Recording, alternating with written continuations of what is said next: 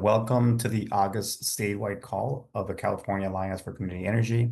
The mission of the Alliance is to support and defend community choice energy programs in California that advance local clean energy for the environmental, economic, and social justice benefit of our communities. My name is Genaro Bogarin. I am a member of the steering committee representing or based in Southern California and a director at the Energy Coalition. Thank you for joining us. Our topic today is community energy for resilience hubs. I will introduce our speaker and pass it to her for the presentation. We will make time for Q&A at the end. And Takira, would you please confirm if is Jessica managing their slides or are we managing it for them? I have access. Yeah, Okay, she's perfect. Okay, so Jessica, hi, good to see you. I'm going to read your bio, but if I miss anything or if you'd like to highlight anything, please go ahead and do so. So Jessica Guadalupe Tovar is a local clean energy Alliance executive director and a longtime environmental justice organizer. Originally from East Los Angeles, Jessica has worked for over 25 years, battling various pollution corporations, including PG&E's gas-fired power plant in Bayview, Hunters Point, the Richmond Chevron oil refinery, and many others. Her work focuses on investments for communities shut out of the clean energy economy and building new leadership for a just transition to bring clean power to the people. She currently promotes equity in clean energy as a co-founder of the People's Clean Power Alliance, which has advanced local clean energy solutions by establishing a community choice program, AVA Community Energy, formerly known as the East Bay Community Energy, to replace PG&E in providing electricity and leveraging local clean energy investments for environmental justice communities. I am sure that you do so much more, but that's the bio that I have. Very excited to have you, Jessica. I will pass it on to you for the presentation, and we're looking forward to that. We've got 30 attendees at this point. Great. Thank you so much. Good to meet you, Genaro. I know we haven't crossed paths, but I'm glad that we have today.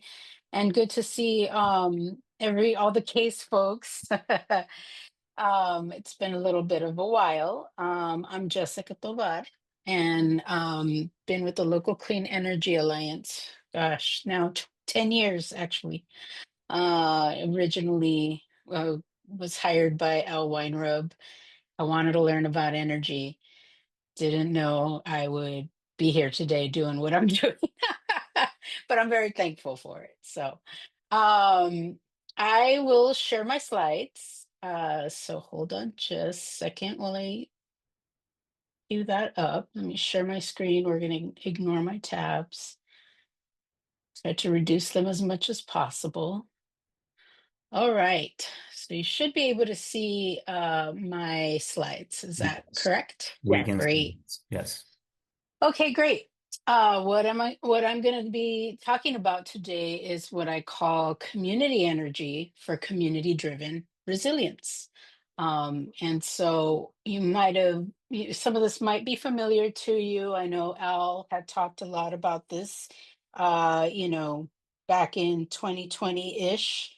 And certainly a lot of the work around microgrids around 2018, 2017, and especially after the whole Paradise disaster that was caused by PG&E's mismanagement of the infrastructure. So let's get into it. So if you don't know the Local Clean Energy Alliance already, we organize to win policies that actually create community benefits like affordability, creation of clean energy jobs, opportunities for new models of ownership, seed funding, and obviously community governance, and so much more. We work for clean energy solutions for communities that are left out of the clean energy economy. And so just to kind of also point you to this image here, we work with a lot of youth interns and young adults. And sometimes as they're learning from our organization, we ask them to get creative and come up with something that represents what you learned. And so Kin He, who was with us back in, I think it was 2020 during the pandemic, put together this image to kind of demonstrate the different communities that need to be best represented in the energy system and have been systematically harmed. And so just wanted to highlight that. Okay, so some of you might be very familiar with the local Clean Energy Alliance. Maybe some of you might be very new to it. If you didn't know this history, the local Clean Energy Alliance actually was incubated and started by another organization, going back to, sister organizations. Bay Localize was an organization that was very prominent in the Bay Area and really doing work to address, to emphasize local, right? Localizing of resources. And the energy piece required its own organization, right? And that's how the local Clean Energy Alliance was born. And it wasn't solely just thought out in terms of energy, but also just knowing about the bill that we're going to talk about. And so some of you, maybe most of you know about it, but we're going to be taking some steps back to get the full picture here. And so a lot of that was centered around community choice energy. And then the bottom image, clean power to the people, I put that together back in like 2017 because as I was learning about clean energy solutions, I also was very cognizant of the fact that folks like me were having a hard time really understanding the work that we were doing. And it really was because systematically we've been left out of the clean energy economy or the energy economy, period. And so there was a lot of learning to be done. And the best way to do that is visually. And so I came up with that image, clean power to the people. Okay, so going back to taking a few steps back into time, um, y'all know about AB 117, which is the bill that allows cities and counties to start community choice energy agencies. And that bill was passed in 2002. And there's so many terms I want to highlight. We call it community choice, we call it community choice aggregation, community choice energy. We stick to the community choice energy agency because it's more clear for people. The aggregator, all these other terms really just throw people off. And so just to name it, back in 2014, actually, way before there was an East Bay Community Energy program, local Clean Energy Alliance was doing a lot of organizing and gearing up and advocacy to the Board of Supervisors in Alameda County. And then in 2017, there was an actual, Joint Powers Authority completed and a board put in place. And then the very next year, the agency started actually offering electricity. And so what was East Bay Community Energy is now known as Ava Community Energy. So just to give background for folks who may not know that. And what was important to us is really that the money and the decision making is local and governed by a board of directors that is made up of local elected officials. So that's how Ava and Community Choice works. And so again, taking steps back, it was very important to us. And at the time, we had a different stakeholder alliance name. It was East Bay Clean Power Alliance, now known as the People's Clean Power Alliance. We set goals for the community choice program that we wanted to advocate for, and we were able to influence our local community choice program to actually have this in their joint powers authority agreement.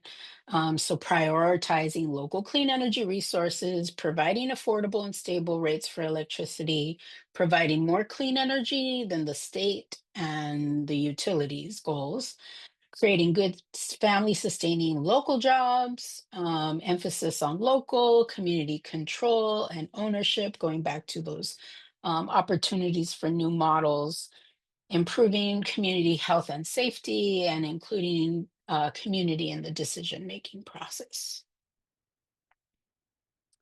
And so, in order to do that, we collaborated with different stakeholders and came with pretty much worked with labor unions and came up with a unity position to advocate for a roadmap for how this agency could reinvest the money we pay towards electricity over time into local investments. So that roadmap is known as the Local Development Business Plan. And it includes things like rooftop solar, the ground mount, demand reduction programs, energy efficiency, the fuel switching from gas to electric, community innovation grant funding, so much more. And there has been, concerns around this agency moving away from its original commitments. And so a lot of the work that we do is to keep them on track and really bring stakeholders to hold this agency accountable. So if you're not familiar with Ava Community Energy Territory, it started out as Alameda County with the exception of Alameda City because they have their own municipal utility, but it has since grown to include San Joaquin County communities, Tracy, Stockton, Lathrop, and next year they're going to be including the unincorporated parts of San Joaquin County. So it's growing, which is why we changed and grown our own stakeholder alliance that was East Bay Community Energy, sorry, East Bay Clean Power Alliance to now the People's Clean Power Alliance. So as the agency expanded, changed its name, we also did the same.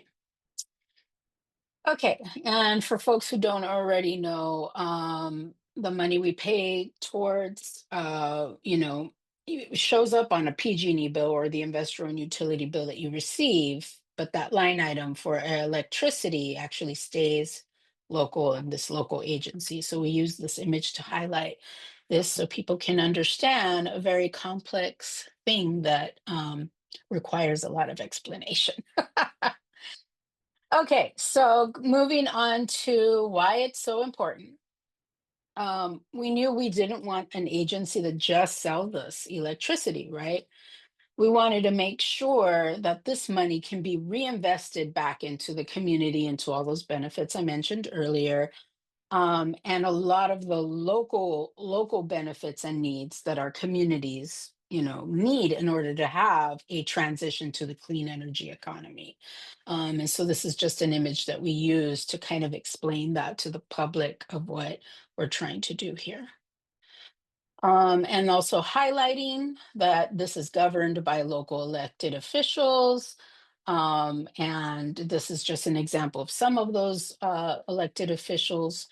And I want to just acknowledge that over time it's changed because a lot of when this agency started was all males, it was all men, maybe one woman at one point, and then it was mostly white folks. So need to name that it's changing, starting to change a lot. And that just really speaks to the transition that we've been working towards, right? The fact that energy matters for everyone and all communities. Okay, and so just to name it, we get this question a lot, like, what does energy have to do with resilience? What does, what does that have to do with resilience hubs? And we're going to be talking about more about that.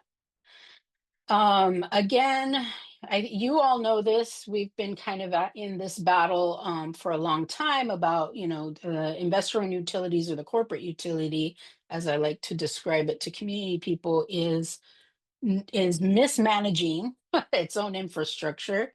They're not taking care of it. They're letting it, they're just trying to make more money and they could care less about the safety of our communities. And so we're seeing a lot of really horrible wildfires throughout California that have been caused by the PG&E's infrastructure, Southern California Edison. It's devastating. It's taking people's homes. It's displacing people. It's killing people. It's really horrible what's happening. And a lot of this really is unprecedented, right? So really to name that our communities really are, have been experiencing a lot of environmental injustice historically, and that has also caused this climate change crisis that we are in. And so in a lot of the work we do is we break it down. We define what climate change is and have discussions about what that looks like in our communities. And unfortunately, now more than ever, everybody can relate to this. They're impacted somehow. And so there's a lot of we engage in a lot of dialogue around that. It's no longer a thing that's gonna happen. It's been happening, right? Um, okay, so let's talk about what resilience hubs are, and the definition that we are using. Resilience hubs is a physical community center, physical place where people gather for day-to-day resources, programs, and community engagement. But it also can provide resources for risk mitigation and disaster responses before, during, and after crises. So I want to be really clear because I think the term resilience hub is used a little too loosely. And I know that a lot of technical and government people do this where they refer to a place that might have a microgrid as a resilience hub, and that's not correct. Before the energy piece, it's always a place where people go to for resources, and if it has a microgrid on it, great, but usually these places need that infrastructure. They don't have the resources for it. So we're going to get into that. So I want to make sure that there's a distinction between the term microgrid and resilience hubs because it's a frustration um, with decision makers and technical people that they seem to be talked about as if they're the same thing and they're not. Okay, so community resilience. Well, community resilience is the capacity for a community to prepare for, to respond, to recover from any kind of impact that's social, environmental, or maybe even economic. Think about, you know, um, job loss, right? Unemployment, right? That's an example of like an economic impact. Social could be, some kind of displacement or, there's so many different examples of that. But in our work, we really emphasize the impacts from emergencies, disasters that are related to the climate crisis that we're living in and that legacy of dirty energy operations and how that impacts community people and especially low income and communities of color. So in these images here, we have some different nonprofits in the Bay Area um, who do a lot of community resilience type work. So the first image on my left is from Asian Pacific Environmental Network, also known as APEN, where they actually bring community people together to put together disaster preparation kits and then pass them out, in the community, for example. Or in the second photo, there's cooking and nutrition classes that are being conducted sometimes for community people, elders, or even young people. And then the last photo on the very right is it's an image from Little Manila Rising out in Stockton, who did a lot of support and passing out supplies during the COVID-19 crisis and the shutdown when a lot of people couldn't actually even get the very basic masks to prevent the spread, right? So those are examples of resilience efforts on the ground at the grassroots level. Okay, so there are a lot of resilience resources that are offered, and then there are some that are, could be potentially offered or are needed, right? These are some examples like water storage, childcare and education resources, career employment guidance, mental health services, community gardening and growing food, sometimes even basic medical care and examinations in communities that might not have the resources or, health insurance, for example. Our communications, that's very important, right? There's an example of a solar array, um creative art spaces, dance classes, food access, bike libraries. I mean, there's so many there's so many different resources that community organizations, grassroots groups are either offering or want to offer, right? So this requires a lot more resources than these organizations have. So just to uplift that. So there are, just to distinguish, there are energy needs and resources, and then there's the non-energy resources. Um, and a lot of the work that we're doing is really doing a lot of the dialogue and knowledge sharing about the different energy benefits that our local community choice could be offering.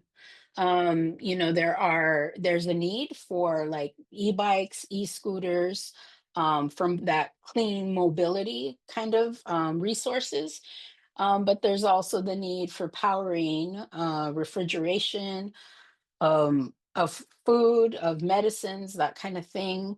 And then also the cooling and heating of buildings and the air filtration that we need, especially in these horrible smoke days, due to wildfires.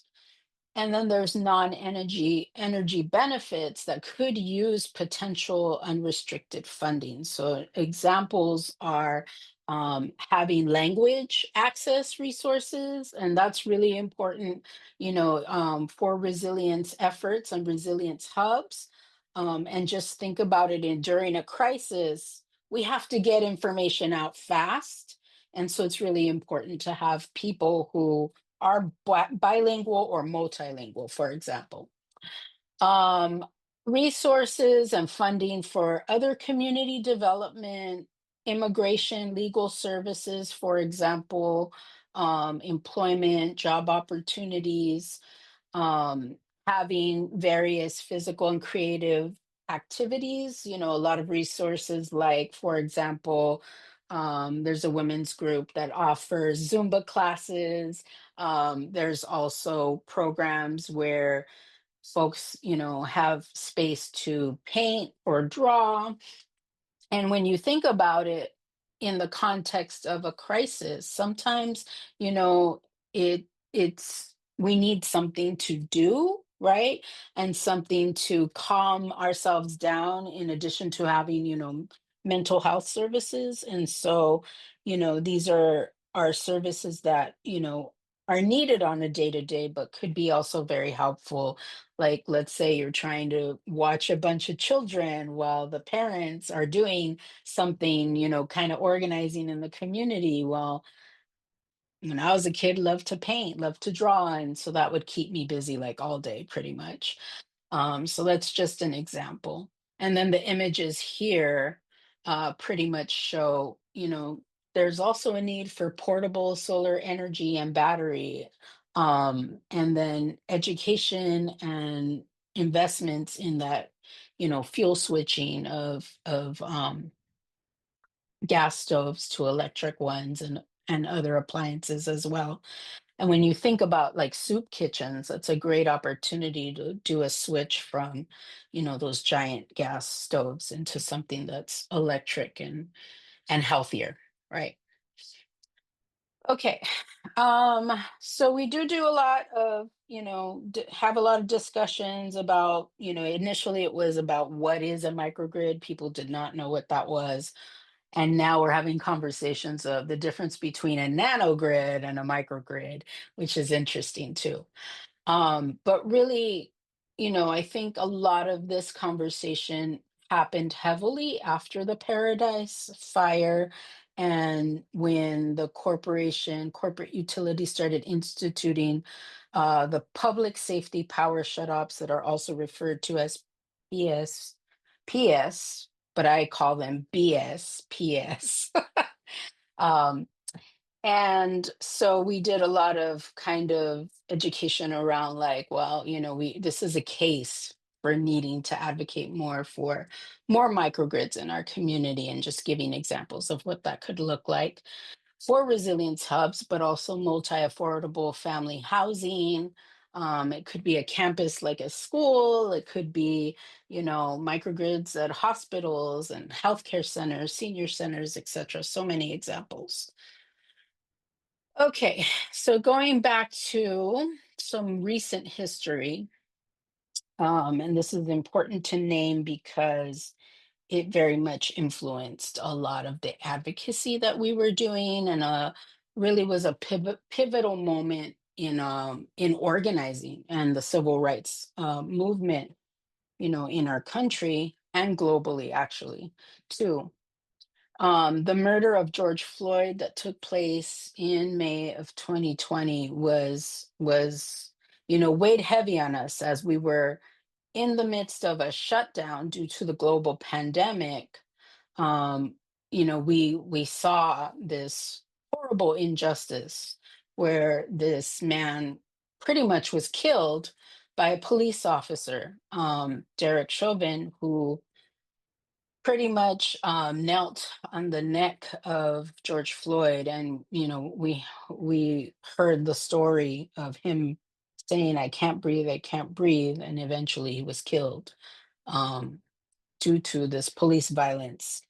And that moment, really catalyzed the Black Lives Matter movement, which really has always been, but it really was, an explicit call for Black Lives Matter. And the reason why I bring this up is because there was a big shift. There was a big shift in our movement, in our work, at the local Clean Energy Alliance, but also just in general in our movement and how we organize and where we put resources, and really naming what are the communities that need to be invested in. So that's important to bring us back to.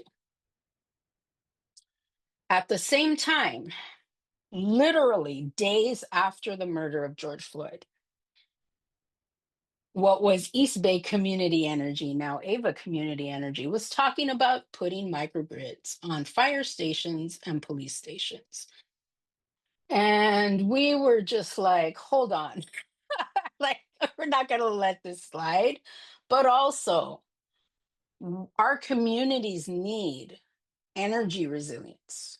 We've been asking for this. And you're going to put this infrastructure on places that we know that our communities are not safe in, right? And don't trust. Like, one of the examples I used in the advocacy was, do you really think our immigrant community be running to the police station for energy resilience? No. And that's true to this very day, right?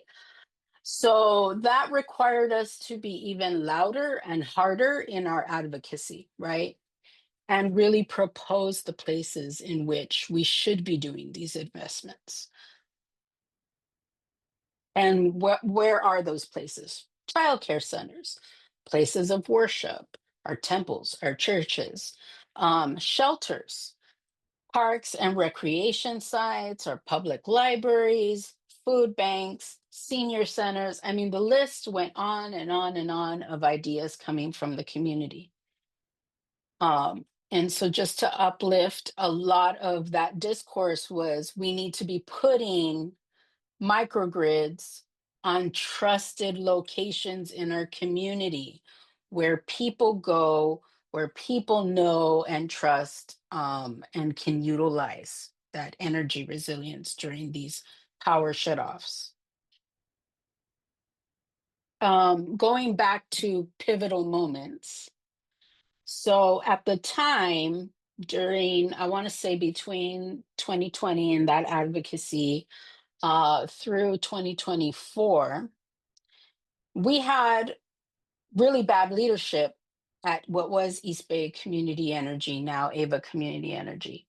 And I say bad because when we were advocating for microgrids in trusted communities for resilience hubs, the CEO at Ava was pretty much saying, "Oh, we can't do this, for the churches. We don't want to be responsible if this church turns people away in the middle of a crisis, or um, you know, there's liability here," or using this example of, well, this solar infrastructure was put on this church and then the church was sold and there went that investment. And so he was really scaring the board into not taking on this idea of supporting resilience hubs and building microgrids for resilience hubs and investing in community resilience. And so a lot of our advocacy really became going back to loud and harder, to where there was so much hostility towards advocates and community organizing that finally the decision makers, the board of electeds, started to notice. Um, and there was also this proposal coming from the CEO to give one of the first big surpluses to a hospital to establish an asthma center and put their name. It was going to be the world class East Bay Community Energy uh, Asthma Center at UCSF Benioff. $15 million of ratepayer funds. Of course, our organization was, oh, hell no. Fought that. We were able to win. There's going to be a whole report about that, so you're going to have to read it later when we publish it. But so all of that happening at the same time, and board members really seeing the way advocates and stakeholders were being treated, or I would say mistreated by this person, there was a shift. And board members said, we need to do a 360 evaluation of our CEO. And the result of that was terminating his contract and finding a new CEO. And I had board of directors tell me, we're gonna get somebody in there new, and their first the first task that they are to do is to respond to these calls for resilience hub resources. Thank goodness. So it's been a year. And in that time, when the new CEO came in, the agency put out a request for proposals for nonprofit organization to do community outreach and engagement. So, um, guess who's doing that work?